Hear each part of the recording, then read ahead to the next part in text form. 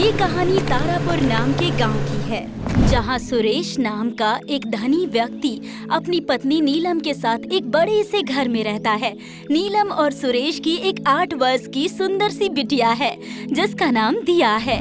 सुरेश के पड़ोस में उसका दोस्त अजय अपनी पत्नी सुजाता और बेटी कविता के साथ एक छोटे से घर में रहता है। अजय बहुत ही गरीब था। वो दिन भर मजदूरी करके अपना जीवन बसर करता था। उसे सुरेश की कामयाबी देखकर बड़ी जलन होती थी। एक दिन सुरेश अपनी पत्नी नीलम के साथ अजय के घर मिठाई लेकर आता है। अरे अजय, लो अपना मुंह मीठा करो। अरे भाई, किस खुशी में मुंह मीठा कराया जा रहा है? वो क्या है ना, हमने नई कार ली है, उसी खुशी में आपको मिठाई खिला रहे हैं।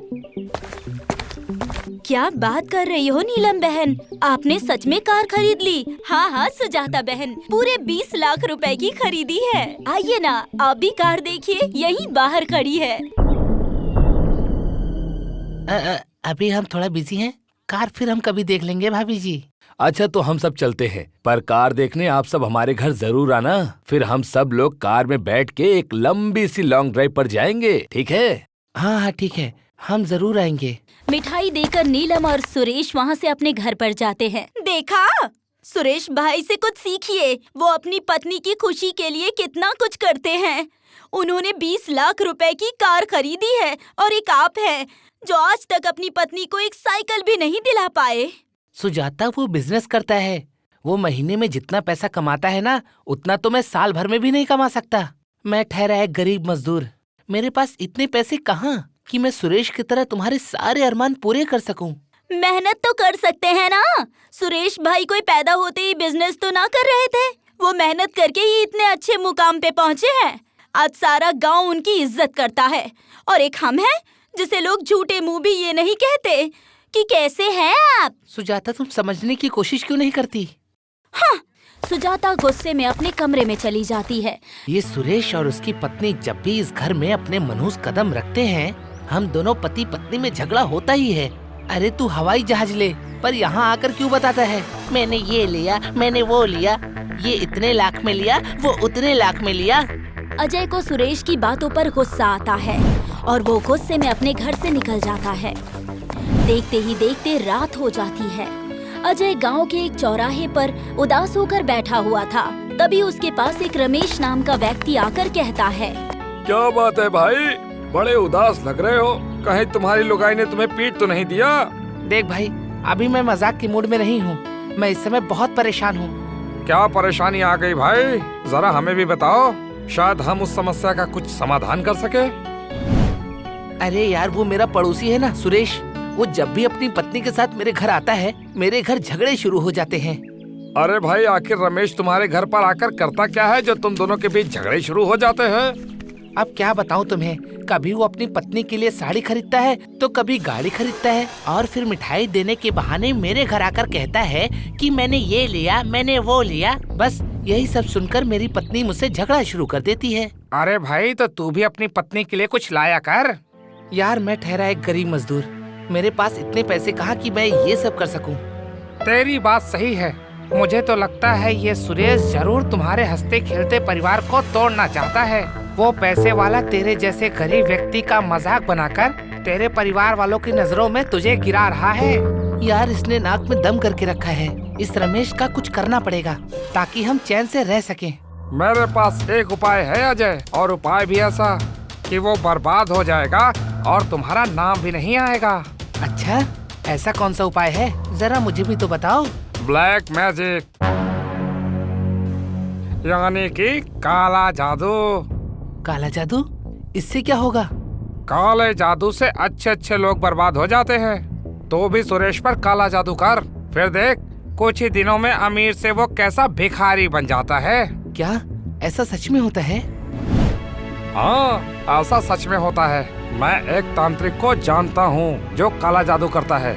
बस तुम उसे समस्या बताओ, समाधान वो बताएगा।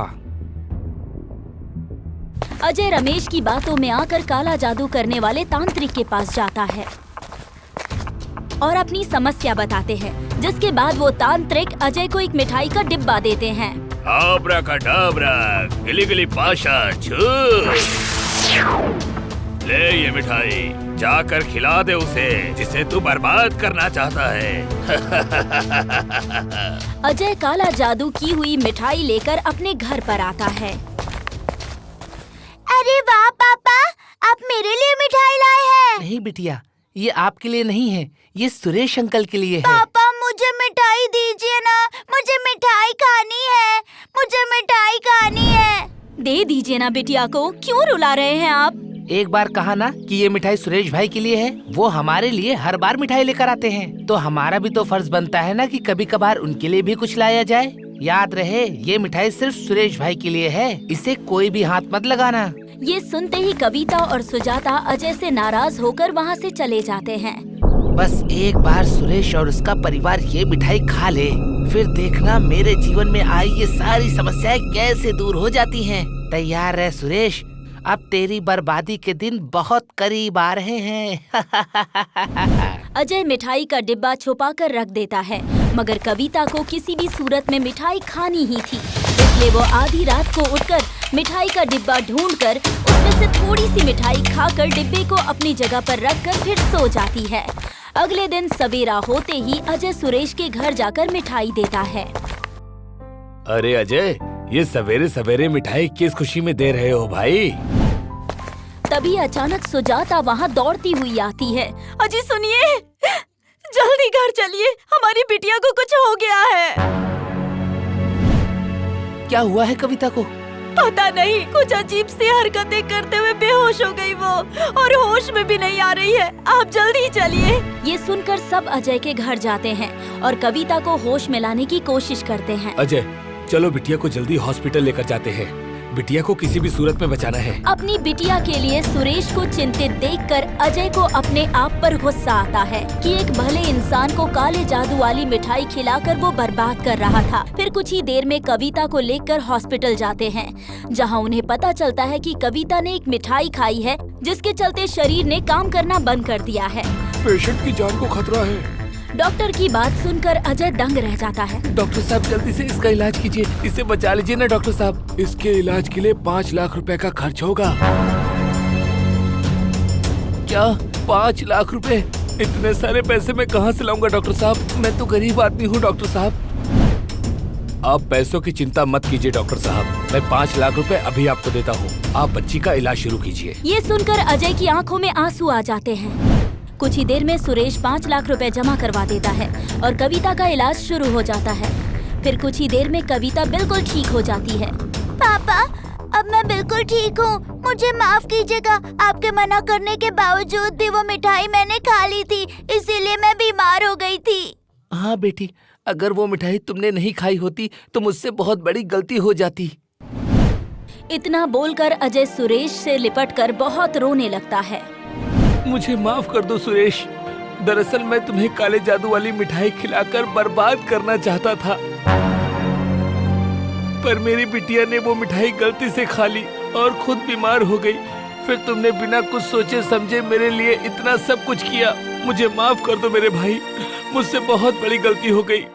देखा सुरेश, इसे कहते हैं भाग्य का खेल। अगर तुम किसी के साथ बुरा करना चाहोगे तो तुम्हारा ही बुरा होगा। मैं अपनी बिटिया की कसम खा कर कहता हूँ कि आज के बाद मैं किसी का भी बुरा नहीं करूँगा, सबका भला करूँगा।